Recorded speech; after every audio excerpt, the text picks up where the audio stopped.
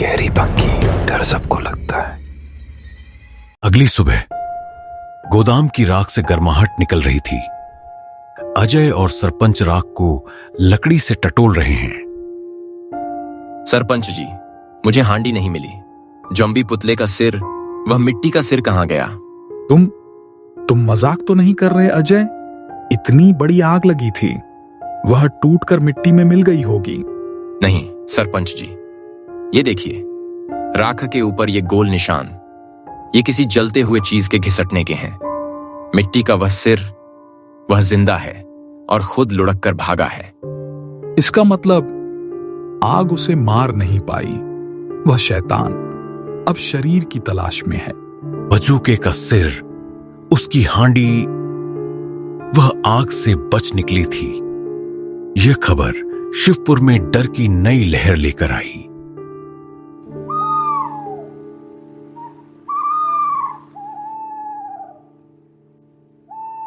रात 10 बजे गांव के बाहर सूखे खेत में भयानक खामोशी है।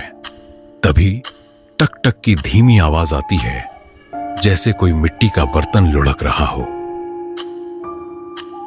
वह थी जॉम्बी बजूके की टूटी हुई हांडी। वह खून से सनी हुई थी और अपनी लाल चमकती आंखों को झिलमिलाती हुई गांव की तरफ बढ़ रही थी। तभी उसको देखकर कुत्ते भौंकने लगते हैं। सुना तुमने? यह सामान्य भौंकना नहीं था, यह वही पुरानी दहशत है। विनोद की मौत के बाद मुझे लगा था सब खत्म हो गया। उस सिर को यहीं रहने दो अजय, बाहर मत जाना। लेकिन अजय खिड़की से बाहर झांकता है। उसे सड़क पर कुछ गोल चीज लुढ़कती हुई दिखती है, जिसकी आंखें जल रही थीं।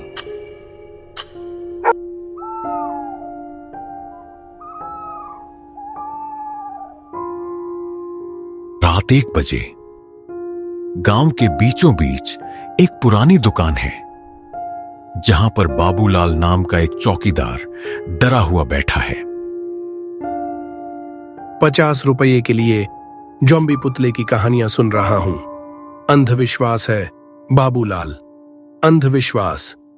उसे जमीन पर धीमी घिसटने की आवाज सुनाई देती है। कौन है बाहर? जवाब दो, कौन आया है इतनी रात को? आवाज रुक जाती है। वह टॉर्च जलाकर बाहर आकर देखता है। उसको हांडी दिखाई देती है। बाबूलाल अकेला है। अब तेरा क्या होगा रे बाबूलाल? तू बोल रहा है? शैतान, मुझे जाने दो। मैंने कुछ नहीं किया, मुझे छोड़ दो। इंतजार है तेरा भी बाबूलाल।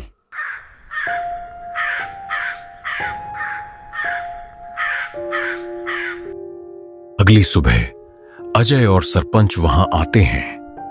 बाबूलाल सदमे में है और दीवार पर कुछ लिखा हुआ है। हे भगवान, बाबूलाल सदमे में है और यहाँ ये खुली चुनौती है।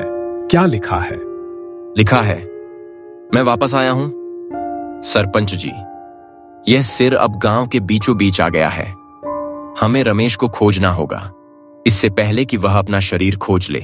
सरपंच और अजय अब जानते हैं कि खतरा कहां से शुरू हुआ था। वे रमेश के घर जाते हैं। सरपंच जी, रमेश ने ही उसे बनाया था। शायद वह जानता है कि इसे कैसे रोका जाए।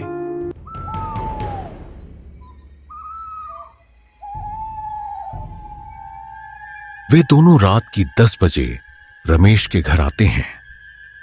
कमरे में अंधेरा था। हवा में पसीने और मिट्टी की अजीब बदबू थी।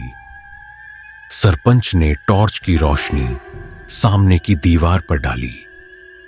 सामने की दीवार पर कुछ लिखा हुआ था। उसने मुझे बनाया, मेरा हक है। अब मैं उसका हूं, मैं उसका शरीर हूं। मैं वापस आया हूं। हे भगवान, रमेश कहाँ है? इसने रमेश को भी नहीं छोड़ा। जॉम्बी पुतले ने उसे पकड़ लिया है।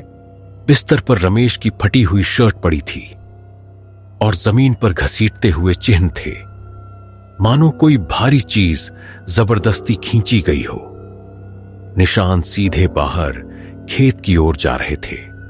हमें खेत की तरफ चलना होगा, शायद रमेश वहां मिल जाए।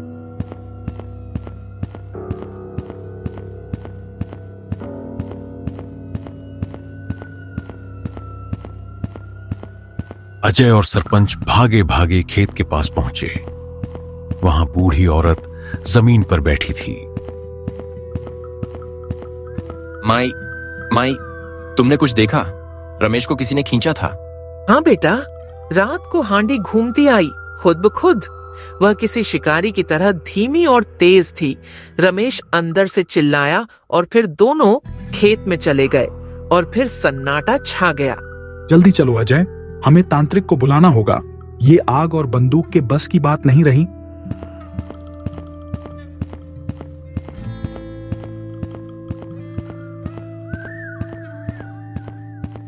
घोर दीनानाथ आता है।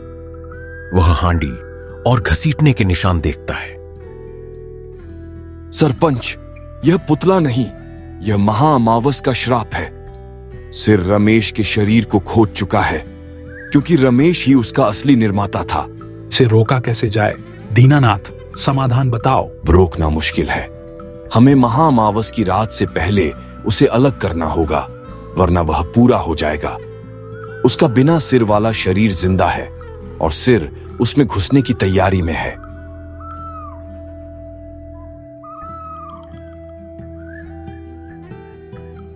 रात 12 बजे गांव के चौराहे पर अघोर दीनानाथ मंत्र पढ़ रहा है। सरपंच और अजय बंदूकें लिए खड़े हैं। ओम हिलिम किलिम चामुंडाय नमः। दूर हट पापी आत्मा, तेरा स्थान इस मनुष्य के शरीर में नहीं है। लाल झिलमिलाती आंखें दिखती हैं। हांडी तेजी से लुढ़कती है। तभी रमेश का बिना सिर वाला शरीर अंधेरे में झटके से बाहर आता है। रमेश का शरीर आ गया। अजय, गोली मत चलाना, हम इसे जिंदा पकड़ेंगे। सरपंच जी, ये सिर्फ शरीर नहीं है, ये खतरनाक है। बिना सिर वाला शरीर लड़खड़ाता हुआ हांडी की ओर झपटता है। हांडी उसके धड़ पर टिक जाती है। शरीर मरोड़ खाने लगता है। पुआल और रक्त ने एक होना शुरू कर दिया। हांडी के नीचे से पुआल उभरता है। आंखें लाल जल उठती हैं। पूरा ज़ॉम्बी पुतला खड़ा हो जाता है। मैं पूरा हो गया, अब कोई नहीं बचेगा, मारे जाओगे तुम सब। बजूका दीनानाथ की ओर बढ़ता है, उसको मारने के लिए। भागो, अब इसे कोई नहीं रोक सकता। ये सबको खत्म कर देगा। भागो जल्दी। एक बार में बजूका दीनानाथ को बीच से फाड़ देता है। गांव वाले डर के मारे भागते हैं।